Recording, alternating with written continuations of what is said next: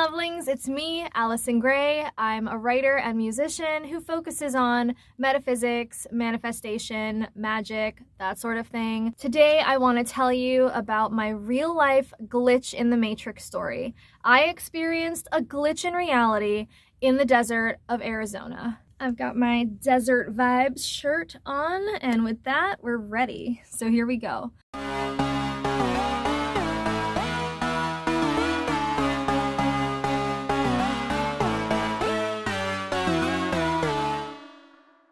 Around 2015, I became inexplicably obsessed with Arizona, the state. Now, for reference, I'm a lifetime New Yorker, so the desert was unlike anything I had ever seen or experienced.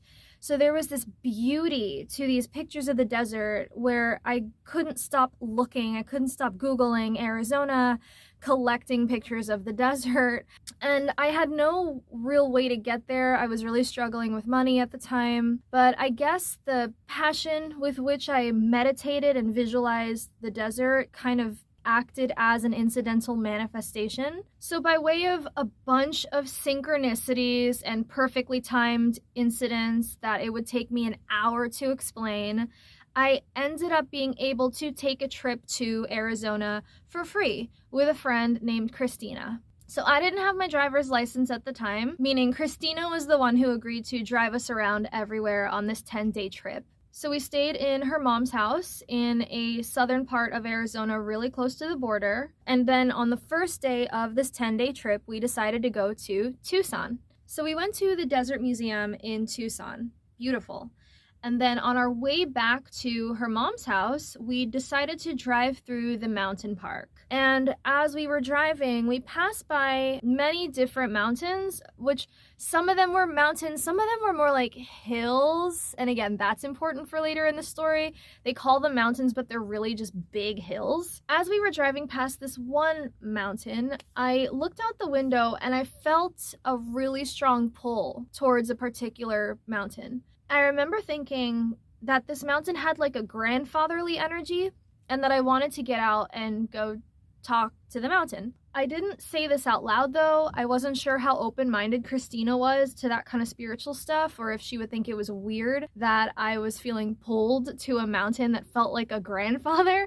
So I kept it to myself. But like as soon as I had that thought that I'd like to speak to the mountain, Christina stopped the car.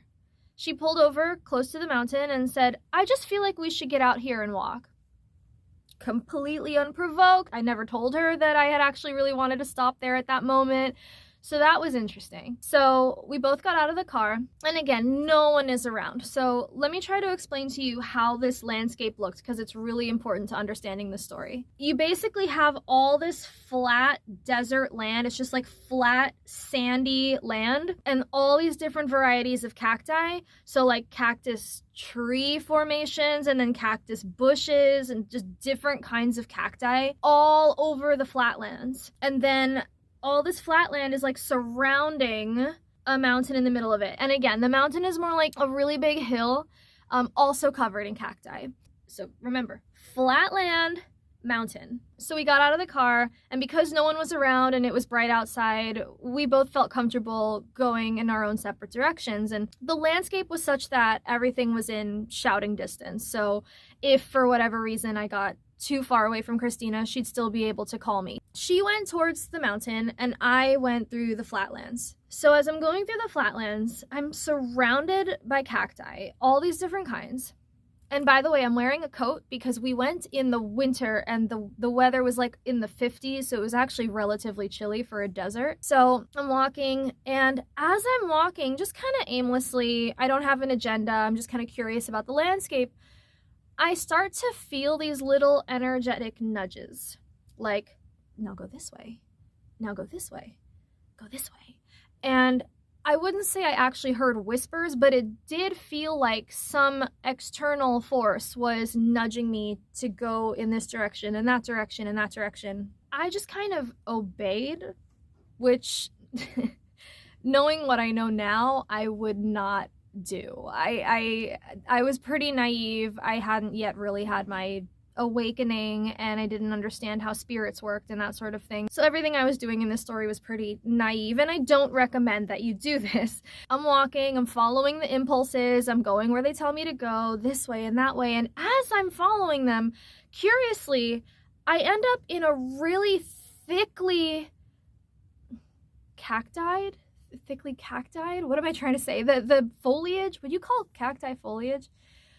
There was so much cacti around me. It was like the amount of cacti was more and more dense with each step I took. And so it got to a point where I was like squeezing between cactus trees, like, you know, literally like narrow gaps between cactus, and I would just squeeze between them, but I wasn't getting any spines in my clothing, which was really strange. And again, as a lifetime New Yorker, I was so naive to the desert. I did not realize how dangerous it was for me to just casually walk around in this area. We learned later, as you'll see at the end of this story, how dangerous it is to do what I was doing. But I'm just following these voices, and for whatever reason, I'm not getting hurt. No spines in my clothes, nothing is scratching me or anything. And I keep going, I keep following the impulses until I arrive in this huge clearing. When I say huge, I mean maybe like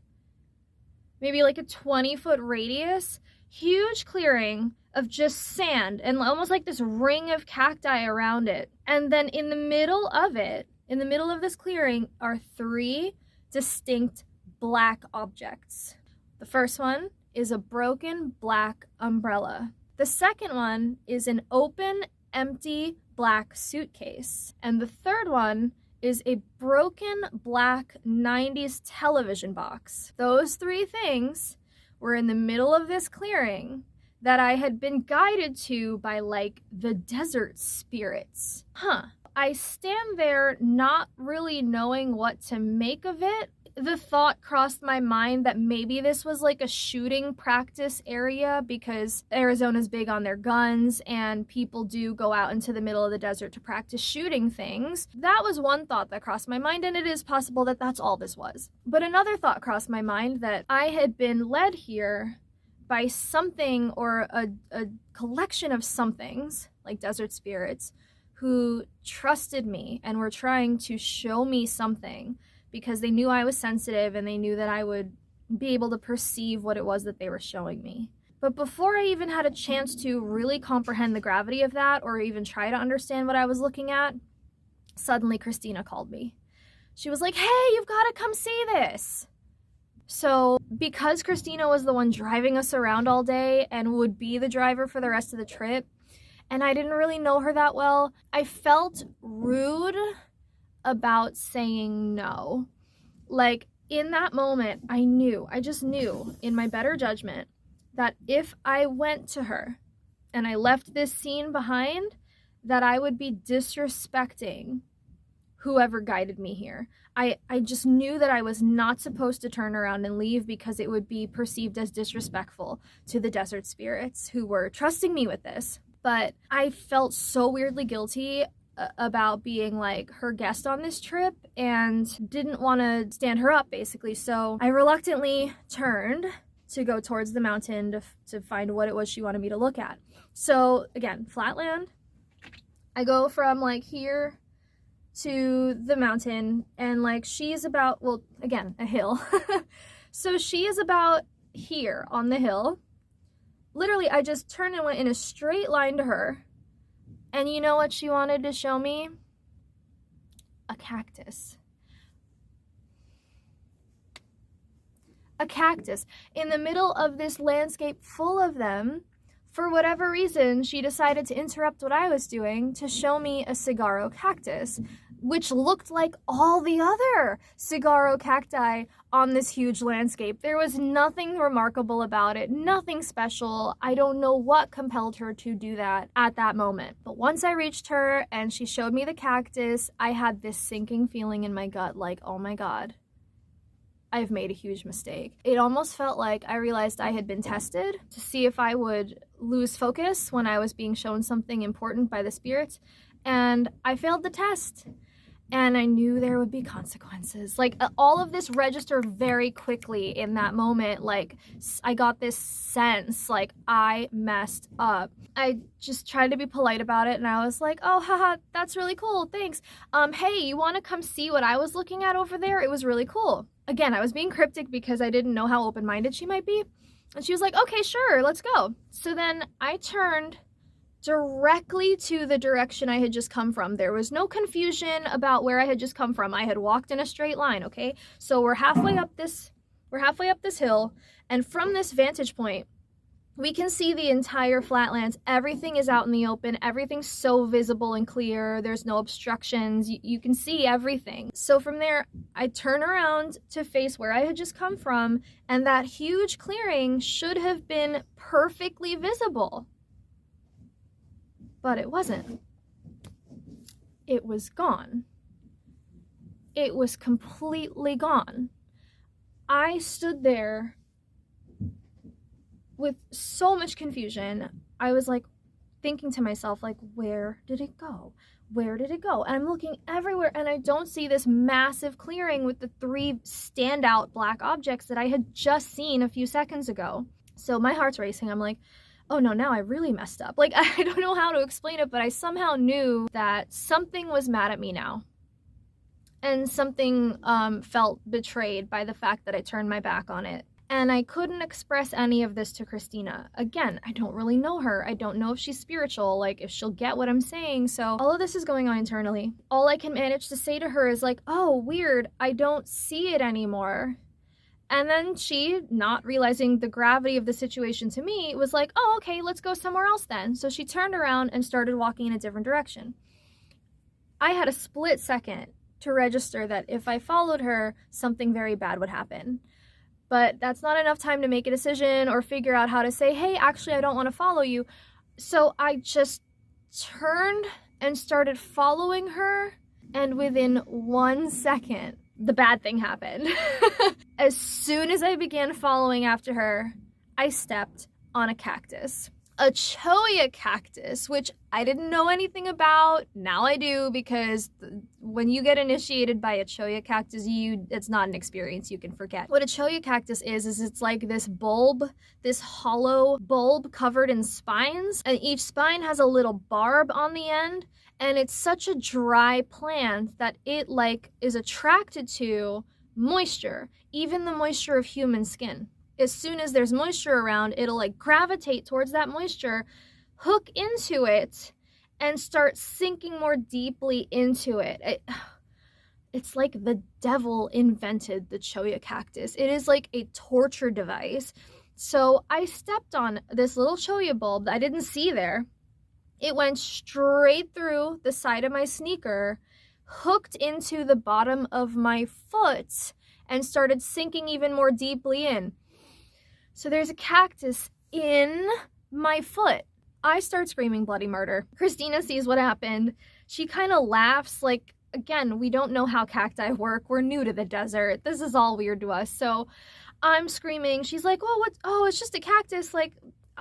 She didn't realize it was in my foot. So she went to she grabbed one of the spines, one of the main spines, and carefully pulled, this is my foot.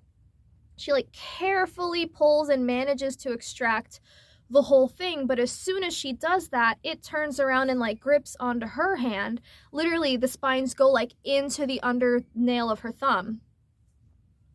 So she has a cactus in her thumb now, under her nail, literally torture, guys, torture. So she just immediately goes into survival mode, goes right to the car. She doesn't even think, doesn't even tell me what's happening. All I know is Christina's very quickly running to the car, and I'm now 50 yards from the car all by myself, unable to walk because there are still some spines in my foot, and I have to limp. So I limp after Christina very carefully to try to make sure I don't step on any more cacti, and she's at the car. She went to the car because she had pliers in her trunk.